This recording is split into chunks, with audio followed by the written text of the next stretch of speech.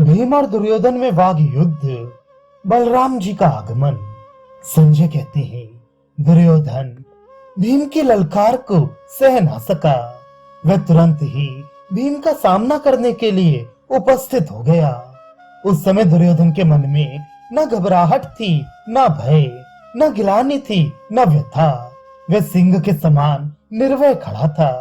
उसे देखकर भीमसेन ने कहा, दुरात्मन, तूने तथा राजा धृतराष्ट्र ने हम लोगों पर जो जो अत्याचार किए थे और वाणावत में जो तुम्हारे द्वारा हमारा अहित किया गया, उन सबको याद कर ले। भरी सभा में तूने रजस्वला द्रौपदी को क्लेश पहुंचाया।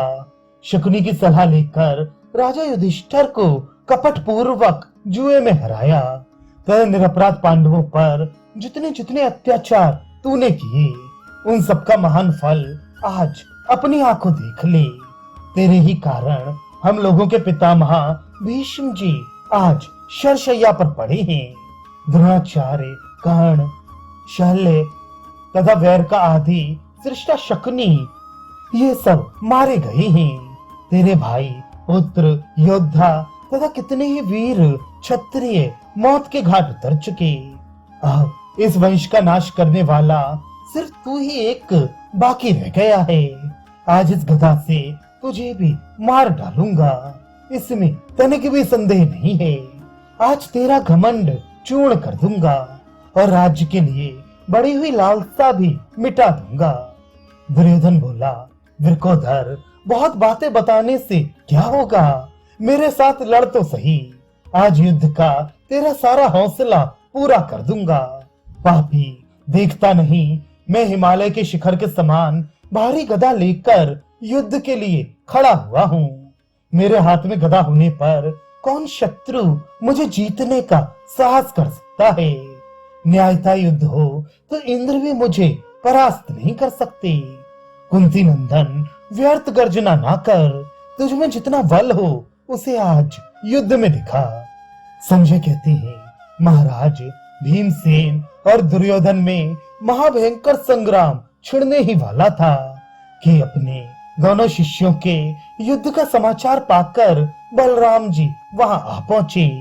उन्हें देखकर श्री कृष्ण तथा पांडवों को बड़ी प्रसन्नता हुई। उन्होंने निकट जाकर उनका चरण स्पर्श किया और विधिवत उनकी पूजा की। इसके बाद बलराम जी श्री कृष्ण, पांडवों तथा गदाधारी दुर्योधन को देखकर कहने लगे, माधव, मुझे यात्रा में निकले आज 42 दिन हो गए। पुष्य नक्षत्र में चला था और श्रवण नक्षत्र में वापस आया हूँ।